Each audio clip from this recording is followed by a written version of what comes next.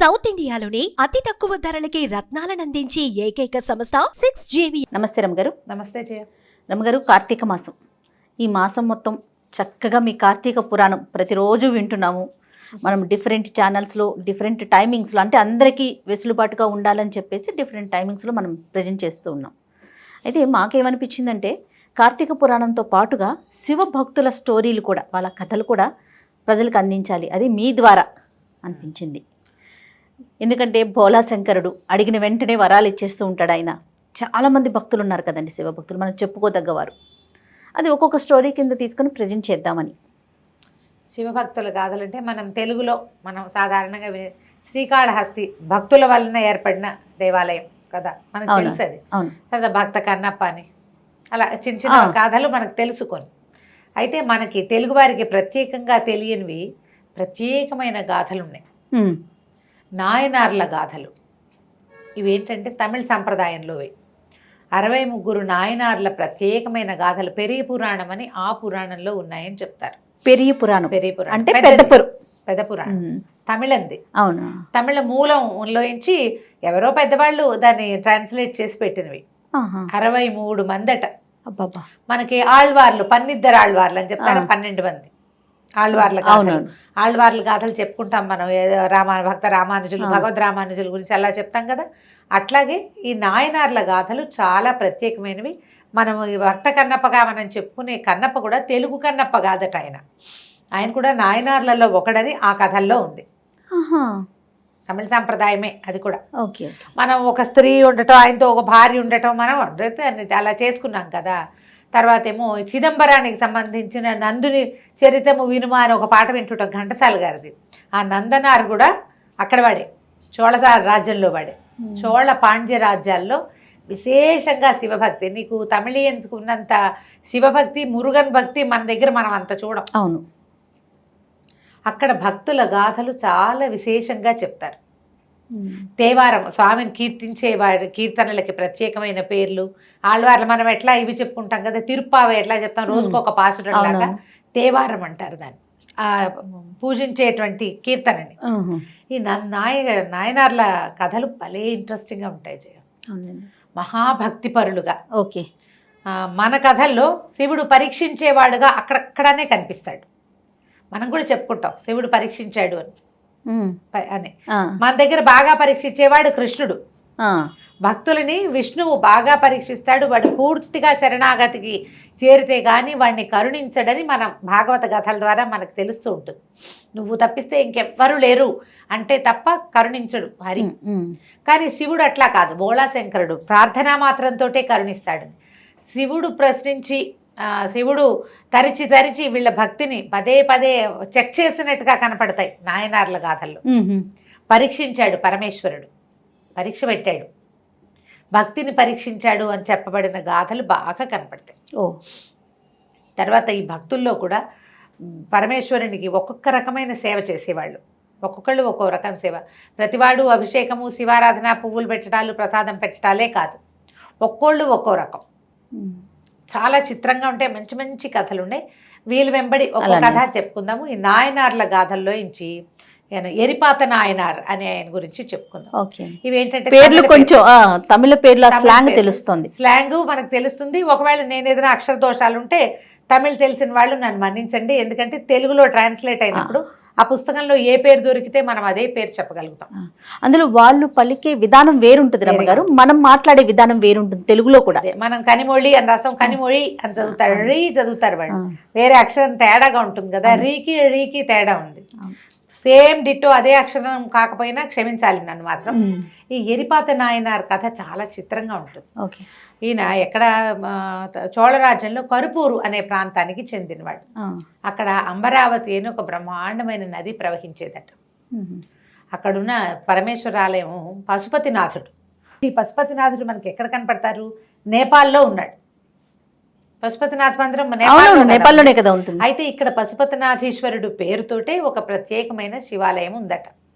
ఆ పశుపతినాథుడిని బాగా సేవించేవారు ఈ ఎరిపాతర్ అంటారు, ఎరిపాత నాయనార్. అయితే ఆయన భక్తి ఎలాంటిదంటే, ఆయన ఒక గొడ్డలి ధరించి తిరిగేవాడట. శివభక్తులకి ఏ ఆపద రాకుండా చూడడం ఆయన యొక్క భక్తి.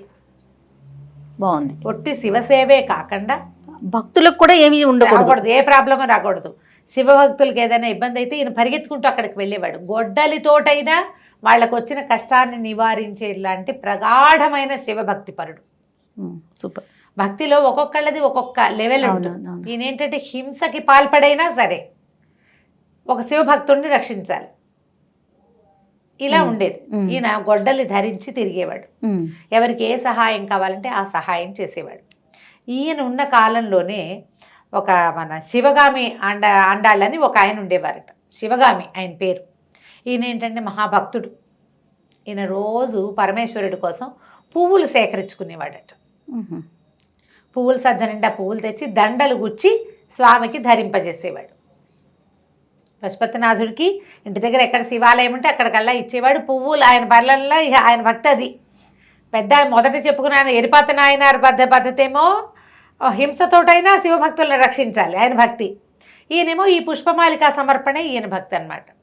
పువ్వుల కోసం ఇక నిత్య అర్చన అది పూర్తి చేసుకుని ఇంట్లో ఆయన జీవితానికి కావాల్సిన పని ఏదో చేసుకున్నాక ఇక వేరే వ్యవహారాలు జోలికి వెళ్ళేవాడు కాదు. పువ్వులు సేకరించి ఉదయం కాలంలో ఒకసారి సేవాకాలం పువ్వులు అందించేవాడు, మళ్ళీ సాయంకాలానికి పువ్వుల దండలు పువ్వులు ఏరుకురావటం, వాటిని గుచ్చటం, స్వామికి సమర్పించటం, ఇలా ఆయన వెళ్తూ ఉన్నాడు. అయితే ఏంటంటే ఆ దేశానికి ఆ ప్రాంతానికి కరుపూరుకు చెందిన రాజుగారి ఏనుగును ఒకదాన్ని ఒకరోజు స్నానానికి తీసుకొచ్చారట. నదులకు తెస్తారు కదా, నీళ్లలో దింపి చాలాసేపు ఉంచుతారు. ఈ పెంపుడు ఏనుగులకి ఏంటంటే వాటంతటి స్వేచ్ఛాగమనం ఉండదు, కట్టేసి ఉంచుతారు వాటి. అవును. ఎప్పుడైనా ఒకరోజు లేదా వారానికి ఒకరోజు అని నియమంగా ఓ 3-4 మావటి వాళ్ళు కలిసి ఆ ఏనుగుని నీళ్లలోకి తీసుకొస్తారు.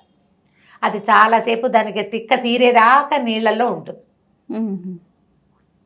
ఉండి దాన్ని తీసుకెళ్తారు, వెళ్ళిపోతుంది. అది లేచి బయటకు వచ్చేదాకా అక్కడ ఆగుతారనమాట. అయితే ఒక 2 మావటి వాళ్ళు దాని మీద ఎక్కారు, 3 మావటి వాళ్ళు దాని పక్కన తీసుకెళ్తారు. ఎటు వస్తుందో అని 5 ఉంటారనమాట, ఒకడే రాకుండా. అప్పుడప్పుడు తెచ్చే ఏనుగు. ఈ వస్తున్న ఏనుగు ఏమైంది, ఏనుగు దారిని ఏనుగు వస్తుంది. ఈ మన శివగాని ఆండవన్ గురించి చెప్పుకున్నాం కదా, ఆయన పువ్వుల కోసం బయలుదేరాడు. పువ్వులు సజ్జపుచ్చుకుని బయలుదేరాడు. ఈ బయలుదేరేసరికల్లా సరిగ్గా నదికి వెళ్ళి నది దగ్గర తారసపడ్డారు శివగామి గారును ఏనుగును. అప్పటిదాకా నడుస్తూ బాగానే ఉన్న ఈ ఏనుగుకి ఉండి ఉండి ఏం తెక్కొచ్చిందో ఆ పైనున్న మావటి వాళ్ళు కంట్రోల్ చేసినా కిందున్న వాళ్ళు అదిలించినా వినకుండా కొంత దూరంలో ఉండగానే పరిగెత్తుకుంటూ ఒక రకంగా మదం ఎక్కినట్టు ప్రవర్తించి పరిగెత్తుకుంటూ వచ్చేసి ముందు ఈయన చేతిలో ఉన్న పువ్వుల సజ్జ చిన్నది కాదు, అది బాగా పెద్ద బుట్ట. ఆయన బోళ్ళు పువ్వులు ఏరుతాడు కదా, ఆ బుట్టలాగి విసిరేసింది. బుట్ట పక్కన పడింది, పువ్వులన్నీ ఎగిరి రేవంతా పడ్డాయి. అక్కడి నుంచి ఆయన్ని విసిరేసింది. ఆయన పరమేశ్వర నరుస్తూ పడిపోయాడు. ఇంకో పక్క నుంచి వస్తున్న ఈ ఎరిపాత నాయనారు దాన్ని చూసేసరికల్లా ఈయనకి అర్థమైంది ఏదో జరుగుతోందని. ఆయన పరమేశ్వర అనగానే తన్నే పిలుస్తున్నట్టుంది. పరిగెత్తుకుంటూ వెళ్తే రేవంతా పువ్వులు సజ్జ నిండా ఉన్నాయి, పువ్వులన్నీ రేవు నిండా పడిపోయి ఉన్నాయి. ఏనుగు పరిగెడుతోంది, ఒక 4-5 మనుషులు దాని వెనకాల పరిగెడుతున్నారు. మరి ఈయనేమో ఇట్లా కుప్పకూలిపోయి ఇట్లా పడిపోయినాడు.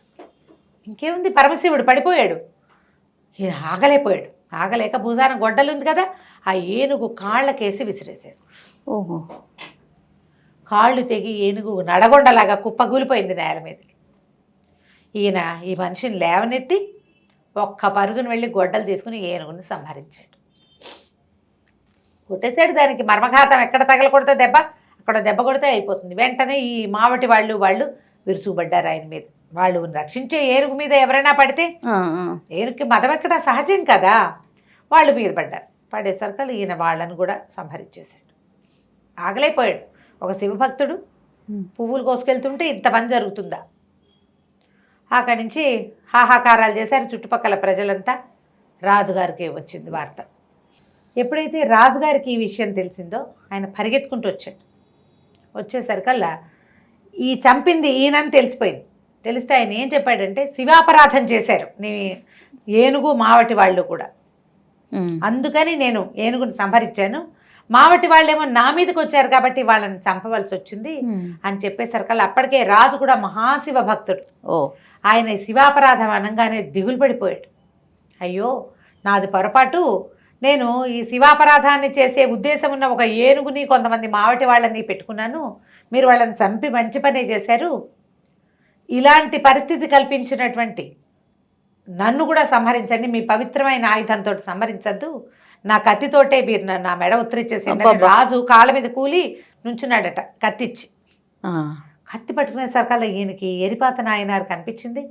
ఇదేమిటి రాజు ఇట్లా ఉన్నాడు? నేను ఒక ఉద్రేకానికి లోనయ్యి ఆయన ఎట్లా ఉన్నాడో కూడా చూడకుండా దీని మీద పడిపోయాను, ఏనుగు మీద పడిపోయాను. ఇప్పుడు ఇది రాజు కూడా దీనికి ఇదైపోయాడు. రాజు తన తప్పు ఒప్పుకునే దుస్థితికి తీసుకొచ్చేసాను నేను, నాది పొరపాటు గుర్తించాడు ఈయన, నాదే పొరపాటని ఆయన కత్తితో తన మెడ ఉత్తరించుకోబోయాడట. అబ్బా! ఎప్పుడైతే ఈ ఒక నిమిషం ఆగి ఆయన కత్తిపుచ్చుకుని ఆలోచిస్తున్నాడో రాజుకు అర్థమైంది ఇక్కడ ఏదో జరగబోతోందని. గబుక్కుని లేచి ఆయన చేతులు పుచ్చుకున్నాడు. వద్దు వద్దు, మీరు ఇంత పని చేయబోకండి, మీలాంటి మహాభక్తుడు ఈ రాజ్యంలో ఉండటమే మా అదృష్టము. నేను ఒక ఏనుగుని, దాని మావటి వాళ్ళకి శివభక్తి నేర్పించకపోవడం రాజుగా నేను పొరపాటు నాది. మీరు ఒక ప్రజ్ఞ ఒక ఇది పెట్టుకున్నారు, ఒక ప్రతిజ్ఞ, శివాపరాధం చేసే వాళ్ళని శిక్షించాలని.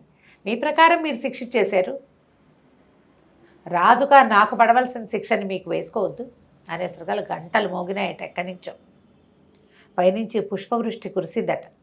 అప్పుడు ఈ సన్నివేశం పూర్తయిందనమాట. ఆకాశం నుంచి ఆశరీరవాణి వినపడిందట.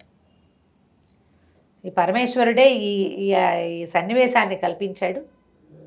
ఒక భక్తుడు ఎట్లా ప్రవర్తిస్తాడు, రాజైనా కూడా ఒక భక్తుడు ఎలా ప్రవర్తించాలి అనేది ప్రపంచానికి తెలియజేయటం కోసం మీకు ఒక పరీక్షగా ఇది చేయబడిన సన్నివేశమే తప్పిస్తే ఇదంతా నిజం కాదని.